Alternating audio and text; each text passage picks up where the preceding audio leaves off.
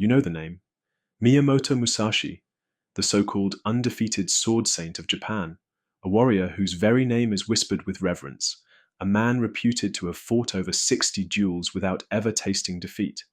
A legend, an icon, a master without equal. Or so the story goes. At least, that's what you've been told.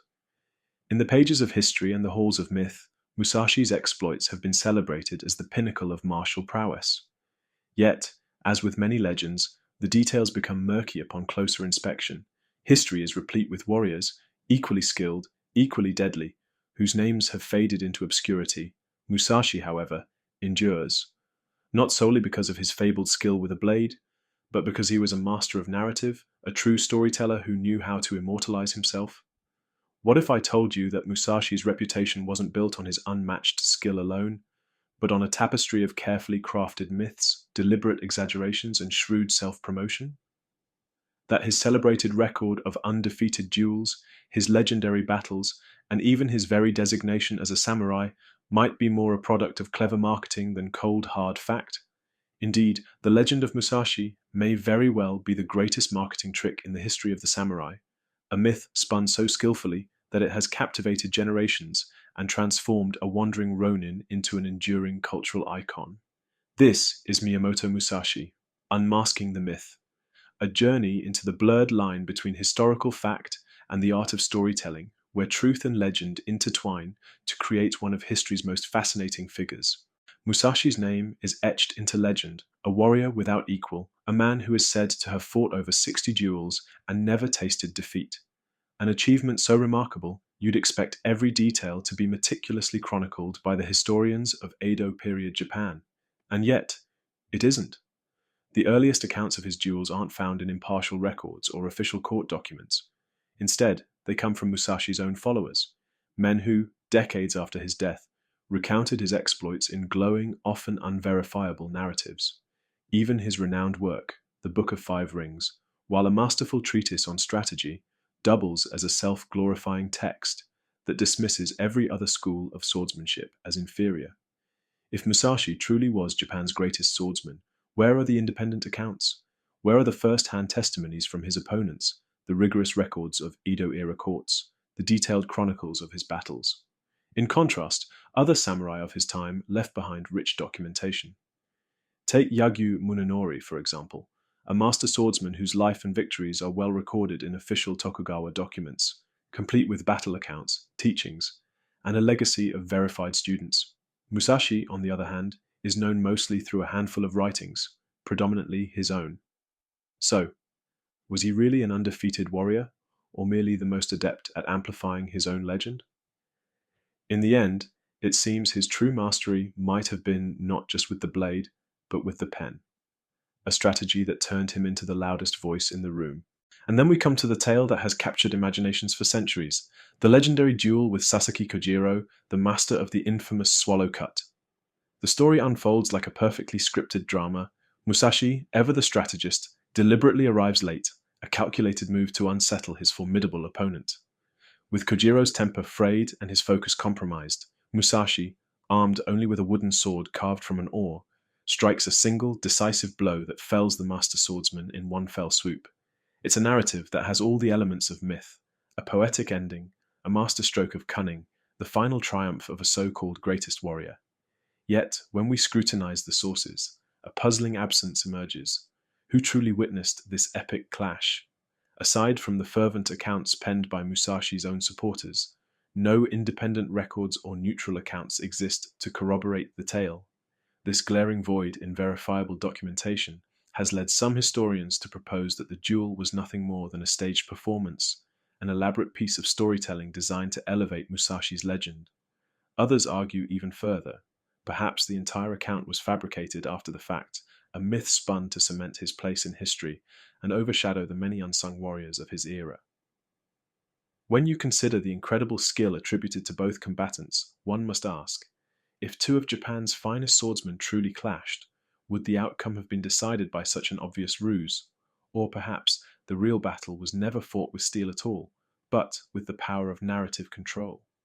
In the end, the duel with Sasaki Kojiro might serve less as an account of martial prowess and more as a masterclass in how legends are crafted. Here's something that might surprise you. Despite the towering legend, Musashi was never a samurai in the conventional sense. He was a Ronin, a masterless swordsman, a wanderer adrift in a rigid world. While traditional samurai served noble houses, fought in organized battles, and upheld strict codes of loyalty and honor, Musashi charted his own course. He roamed the lands, dueling any who crossed his path, teaching his methods and penning his philosophies. In an era where duty and clan allegiance defined one's identity, Musashi's choice to live without a master set him apart as an enigma. When the Tokugawa shogunate ushered in a period of peace, transforming the battlefield into a stage for bureaucracy and art, Musashi made a curious pivot. He retired from the life of constant combat, trading the clash of steel for the quiet contemplation of brush and ink. He devoted himself to painting, philosophical musings, and, most intriguingly, shaping the very myth that would immortalize his name. So, was Musashi a formidable fighter? There's little doubt about that. Yet, the question remains, was he the ultimate samurai warrior, the unrivaled master of the blade? Or did his true genius lie in his ability to forge a lasting legend? That, indeed, is a question for the ages. Musashi's greatest weapon wasn't his sword, it was the pen that forged his legend. Over centuries, his exploits have been transformed into a cultural phenomenon, inspiring countless novels, films, and even anime. Each retelling has added layers of intrigue, turning a once obscure Ronin into a near mythical figure whose name is synonymous with martial genius. As historian Oleg Benesh observes, Musashi's image is less a product of rigorous historical record and more a creation of modern storytelling. While many true samurai left behind extensive chronicles, detailing their battles, recording the teachings they passed on, and preserving their legacies in official archives, Musashi's footprint remains frustratingly vague. The few surviving accounts of his life are often steeped in self-promotion and later embellishments, with independent documentation nearly non-existent. And yet, it is precisely this enigmatic quality that has cemented his enduring appeal. In a world where the line between fact and fable is easily blurred, Musashi's ability to shape his own narrative has ensured his name endures far beyond the limitations of historical documentation. Perhaps his greatest victory wasn't achieved on the battlefield at all, but in the realm of myth, where he remains an icon, not for what he did, but for the story he crafted. Despite the murkiness of his historical record, Musashi's story has transcended the limits of time. His legend, woven from scarce records and self-crafted myths, has grown into a cultural phenomenon that leaps from ancient scrolls to modern screens. Today, his name graces films, novels, manga, and anime, each reimagining him as more than just a warrior, but as an enduring symbol of resilience and ingenuity. Scholars like Kenji Tokitsu debate whether this transformation reflects the true martial prowess of a bygone era, or if it is merely the evolution of a captivating narrative that speaks to our innate longing for heroes. Each generation reinvents Musashi, from the wandering Ronin of Edo period Japan to the complex anti-hero of contemporary storytelling.